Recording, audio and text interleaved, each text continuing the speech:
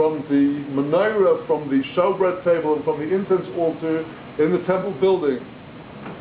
The inner courtyard is where the Mizbeach is, and it's from here that the Supreme Malachim get their Shefa.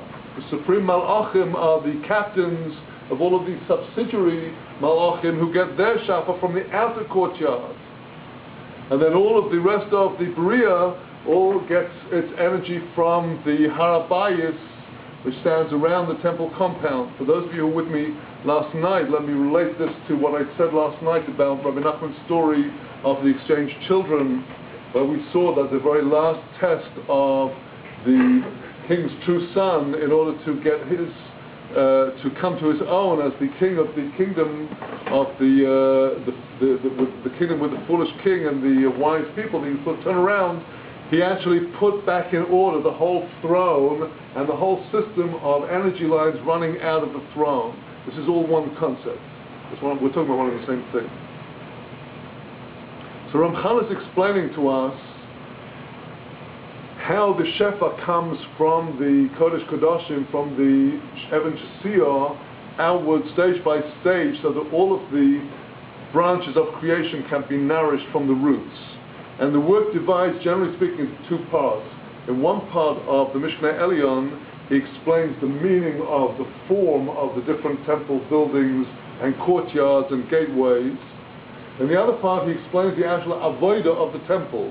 He explains the korbanos, the reason for the korbanos, the sacrifices, the reason for the incense, for the menorah, for the show table, the music of the Levium, and all the different things that are happening in the different courtyards, because the temple is not just a building, it's a very active hive of busyness. The Levites are doing their thing, the priests are doing their thing, Yisraelim are passing through the whole time. It's a very active place, and part of the beauty of the light which Romchal casts upon the temple compound is that it has meaning for us in our service. Not only do we understand the form of the temple, since the form of the temple corresponds to the form of all the worlds, here we have the perfect metaphor and the perfect mandala, as it were, to bring into our minds in our tefillah.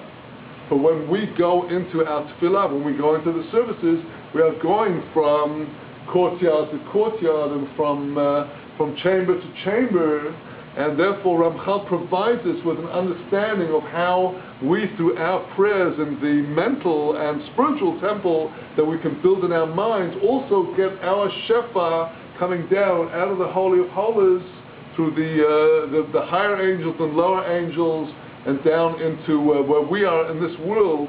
So not only is Ramchal's book a work of Kabbalah, not only is it a book about the Jewish future, the future of Israel, it's also a book that can immeasurably enhance our experience when we are davening, to begin to learn how to enter the Mishkan, how to enter the house of prayer in our daily prayers. But I'd like just to give open a little window on the substance of what Romchal is telling us in the Mishneh Elyon. And I'll begin by saying that he tells us the entire structure is, the temple is called Menucha. Complete repose, prophetic expansion. And this Menucha comes out of the Chibur, the joining together of Tiferes and Malchus, Kutshabrichu and the Shechina. Kutshabrichu, the Holy One, blessed be He, Tiferes, is the source of all the Shefa. That is, Tiferes is the Mashpia. The Mashpia is sending the Shefa, and the Shechina is expressed through the temple that comes about through the Chibur between the Mashpia, the active influence, and the receiving vessel. And the temple structure comes about through a Chibur, a joining between Kutshabrichu and Shechinte.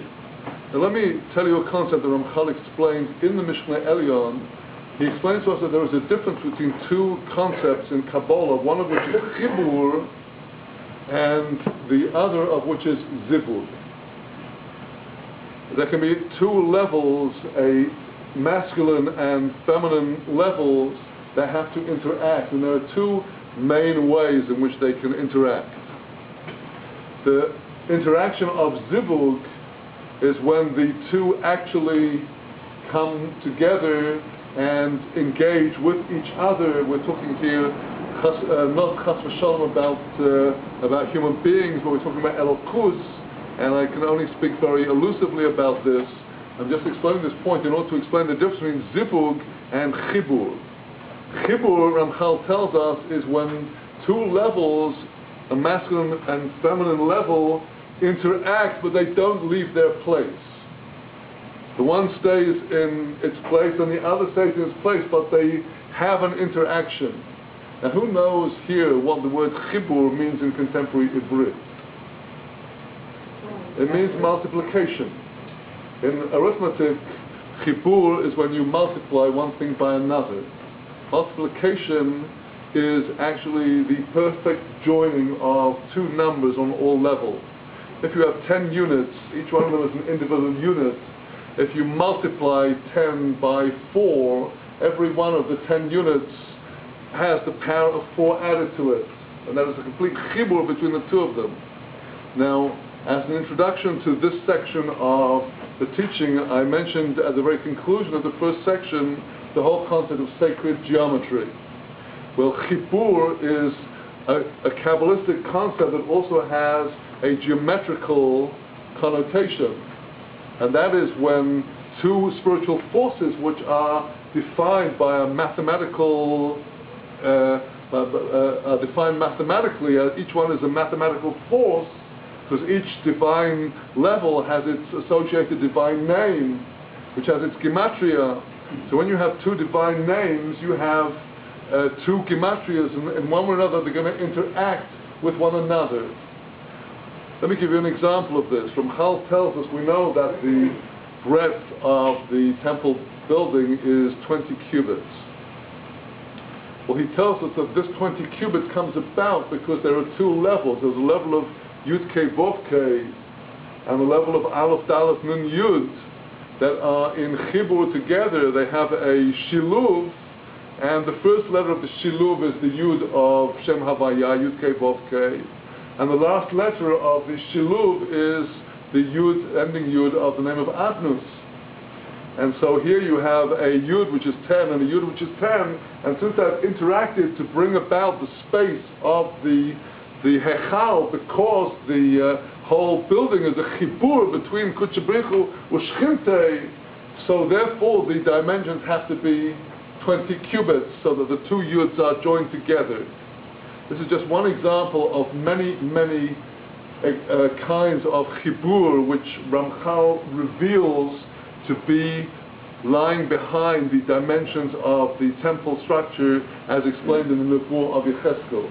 As I said earlier, Yecheskel's prophecy is so impenetrable. For one of the reasons why it is boring to the ignorant reader, because he can't understand what on earth is going on here. Why should it have to be that way? Well, this is the beauty of Romchal, that he explains to us exactly why, in each case, this hall is this wide, it's this long for that reason. Why is this gate this tall? Why is this gateway this wide?